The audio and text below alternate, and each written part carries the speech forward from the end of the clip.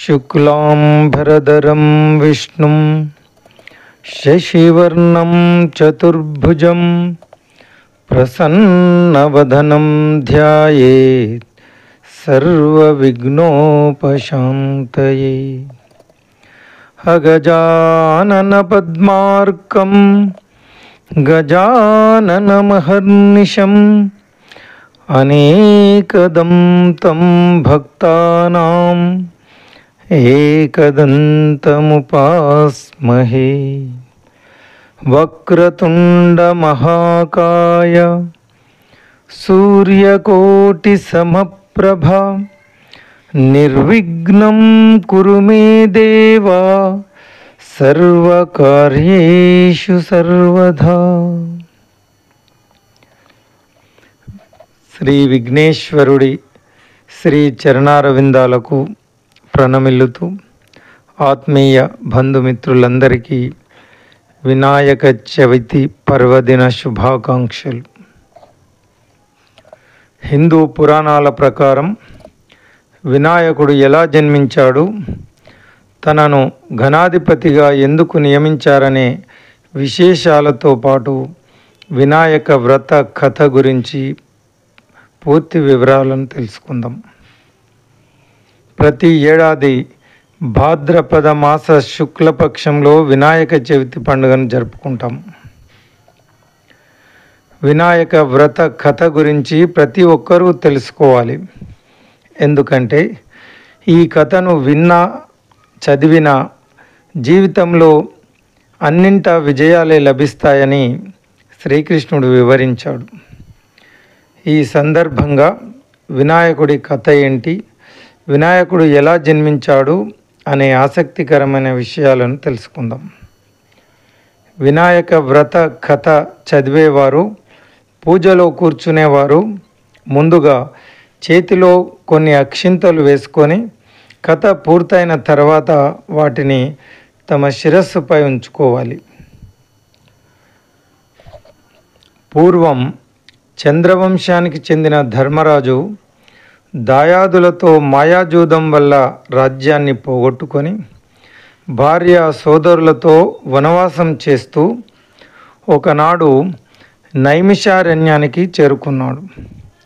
అక్కడ శౌనకాది ఋషులకు అనేక పురాణ రహస్యాలను బోధిస్తున్న సూత మహామునిని దర్శించి తనకు తిరిగి రాజ్యం పొందే మార్గం, వ్రతం ఏదైనా ఉంటే చెప్పమని ధర్మరాజు కోరాడు. అప్పుడు సూత మహర్షి సకల శుభాలను కలిగించే వినాయక చవితి గురించి వివరించారు. విఘ్నేశ్వరుని జననం, చంద్రదర్శన దోషకారణం, శాప విమోచనం మొదలైన వాటి గురించి మహాముని వివరించారు. పూర్వం గజాసురుడనే రాక్షసుడు తన తపస్సు చే పరమేశ్వరుణ్ణి మెప్పించి తనను ఎవరూ వధించలేనటువంటి శక్తిని ప్రసాదించమని కోరాడు. ఆపై పరమశివుడు తన ఉదరమునందే అంటే కడుపునందే నివసించాలని కోరుకున్నాడు. అందుకు శివుడు అతడికి అనుగ్రహించి తన కడుపులో బందీ అయ్యాడు. దీంతో అసురుడు అజేయుడైనాడు. తన భర్తకు కలిగిన ఈ స్థితి పార్వతీదేవికి చాలా బాధ కలిగించింది. దీంతో జగన్మాత వైకుంఠానికి వెళ్ళి శ్రీ మహావిష్ణువును తన భర్తను విడిపించే ఉపాయం చెప్పమని కోరింది. విష్ణువు గంగిరెద్దుల వేషం ధరించి నందీశ్వరుని గంగిరెద్దుగా వెంట తీసుకుని వెళ్ళాడు. గంగిరెద్దును ఆడించి గజాసురుణ్ణి మెప్పించాడు. ఈ ఆనందంలో ఏం కావాలో కోరుకో అని గజాసురుడు అడగగా అదే సమయం కోసం ఎదురుచూస్తున్న శ్రీమన్నారాయణుడు నీ ఉదరమందు ఉన్నటువంటి శివుడిని తమ వశం చేయమని కోరుతాడు. తనకు అంత్యకాలం దాపురించిందని గుర్తించిన రాక్షసుడు ఆడిన మాట తప్పకుండా తన కడుపులో ఉన్న శివుణ్ణి ఉద్దేశించి, ప్రభు, శ్రీహరి ప్రభావంతో నా జీవితం ముగియనున్నది. ప్రాణం విడిచిన తర్వాత నా శిరస్సు త్రిలోక పూజితమగునట్లు నా చర్మమును నిరంతరము నీవు ధరించున్నట్లు అనుగ్రహించవలసింది అని ప్రార్థించి తన శరీరాన్ని నందీశ్వరుని వశం చేశాడు. అప్పుడు నందీశ్వరుడు ఉదరాన్ని చీల్చి శివునికి విముక్తి కలిగించాడు. శివుడు గజాసురుని శిరస్సు, చర్మం తీసుకొని తన కైలాసానికి వెళ్ళిపోయాడు. తన భక్తుడైన గజాసురుని కోరిక మేరకు అతడి ఉదరంలో ఉన్న పరమేశ్వరుని శ్రీ మహావిష్ణువు విముక్తి కలిగించడంతో భర్త రాకకు పార్వతి కైలాసంలో ఎదురు చూస్తూ ఉంది. శివుడి కోసం ఎదురు చూస్తూ స్నానానికి సిద్ధమైంది. స్నానానికి వెళుతూ దేహానికి నలుగు పిండిని అద్దుకుంది. పరధ్యాన్నంలో ఆ పిండితోనే ఓ ప్రతిమను తయారు చేసింది. చూడముచ్చటైన ఆ బాలుడికి తండ్రి ఉపదేశించిన మంత్ర సహాయంతో పార్వతీదేవి ప్రాణప్రతిష్ఠ చేసింది. దివ్య సుందరమైన ఆ బాలుని వాకిట కాపలా ఉంచి తాను స్నానానికి వెళ్ళింది.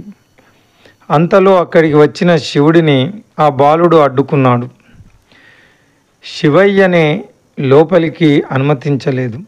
దీంతో ఆగ్రహావేశాలకు లోనైన రుద్రుడు ఆ బాలుడి శిరస్సును తన త్రిశూలంతో ఖండించాడు. ఆ శబ్దానికి బయటికి వచ్చిన పార్వతీదేవి జరిగిన ఘోరం చూసి కన్నీళ్లు పెట్టుకుంది. దీంతో శివుడు గజముఖుని శిరస్సును తెప్పించి ఆ బాలుడికి అతికించి ప్రాణం పోసి గజాననుడు అనే నామకరణం చేశాడు. సర్వ విఘ్నాలకు ఒక అధిపతిని నియమించమని దేవతలు, మునులు, మానవులు పరమేశ్వరుని కోరుతారు.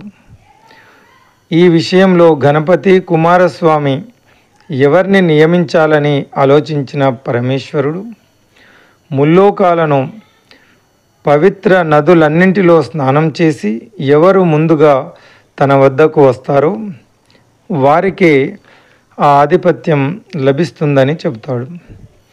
దీంతో కుమారస్వామి తన నెమలి వాహనంపై రివ్వున ఎగిరిపోగా వినాయకుడు మాత్రం తన ఎలుక వాహనంతో ముందుకు కదల్లేడు. దీంతో నారాయణ మంత్రం జపిస్తూ తల్లిదండ్రుల చుట్టూ ప్రదక్షిణ చేస్తాడు.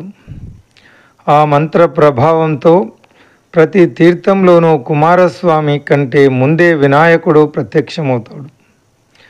ఆ విధంగా 3 కోట్ల నదుల్లో వినాయకుడే ముందుగా స్నానమాచరించడం చూసిన కుమారస్వామి కైలాసానికి వెళ్ళి మహిమాన్వితుడైన అన్నగారికి ఆధిపత్యం ఇవ్వమని తండ్రిని కోరుతాడు.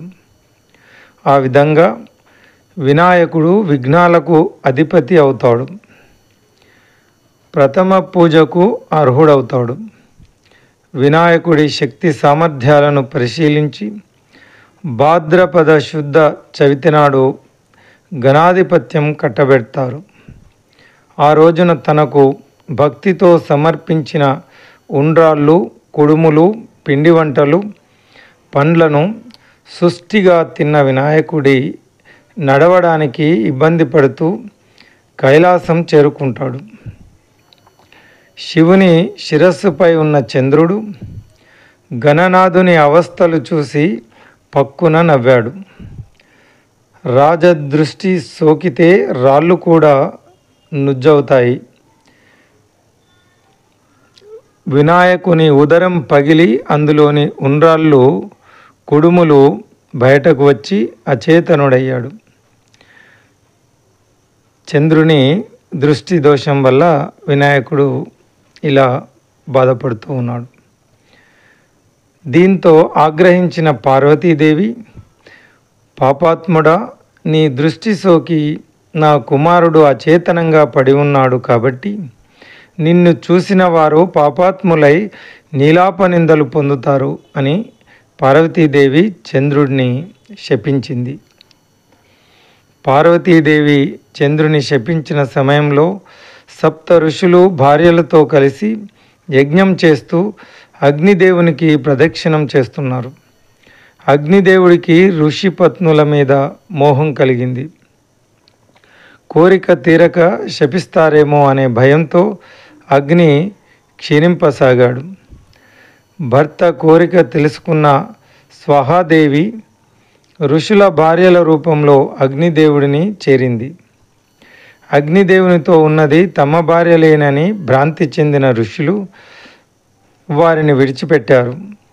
శాపగ్రస్తుడైన చంద్రుని చూడడం వల్లనే ఋషుల భార్యలు నీలాపనిందలకు గురయ్యారని దేవతలు గ్రహించారు. వీరందరూ బ్రహ్మదేవునితో కలిసి కైలాసానికి వెళ్ళారు. మూర్ఛలో ఉన్నటువంటి విఘ్నేశ్వరుడిని బ్రహ్మదేవుడు తిరిగి మామూలు వ్యక్తిని చేశాడు. తర్వాత పార్వతీదేవితో, అమ్మా, నీవు చంద్రునికి ఇచ్చిన శాపం వలన ఆపదలు కలుగుతున్నాయి, కావున శాపాన్ని ఉపసంహరించుకో అని కోరారు. అప్పుడు పార్వతీదేవి, ఏ రోజున చంద్రుడు వినాయకుడిని చూసి నవ్వాడో ఆ రోజు చంద్రుణ్ణి చూడకూడదు అని శాపాన్ని సవరించింది. మిగతా రోజులకు శాప విమోచనం లభించింది. కాబట్టి వినాయక చవితి రోజు మాత్రమే చంద్రుణ్ణి చూసిన వాళ్లకు నీలాపనిందలు కలుగుతాయని, మిగతా రోజులలో ఆ శాపం ఉండదని శాపానికి కొంత సవరణ చేసింది పార్వతీదేవి దేవతలంతా వేడుకున్నప్పుడు. ఆ రోజు నుంచి అందరూ భాద్రపద శుద్ధ చవితి నాడు చంద్రుణ్ణి చూడకుండా జాగ్రత్తగా ఉండి సుఖంగా ఉన్నారు. ఇలా కొంతకాలం గడిచింది.